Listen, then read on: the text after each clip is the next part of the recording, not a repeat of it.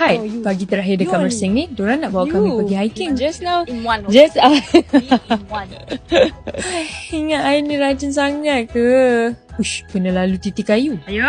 Kak, sekali scrub. Sekali pop-up. Kali ni kita orang pakai kasut. Ada tangga. Ada tangga lah. Tengah weh. Into the unknown. Apa ni buat jam ni? Excuse me. Okay. Pagi-pagi dah kena panjat-panjat. Hailah. Lepas tu kena turun pakai tali pula. Tengok Nana, macam monyet. Ini je. Diorang buat I bangun pagi-pagi pergi hiking. Ini je. Untuk tuju ini je. Deh.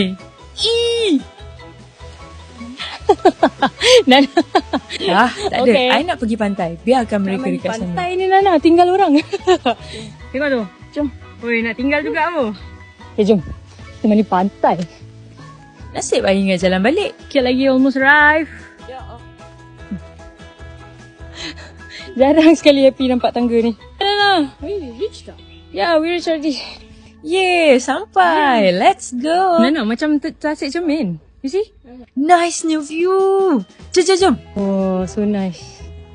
Pergi mandi, pantai pagi-pagi dengan langit yang biru macam ni. Dengan air yang clearnya. Berenanglah kami. Dah sudah tu, kami geraklah.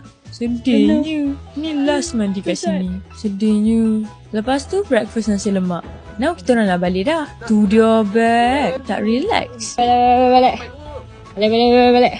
Bye Pulau Tinggi. Jumpa lagi. Go back. Alah, si Nana ni. Dia buat I macam assistant dia. Oh, sorry. I lupa.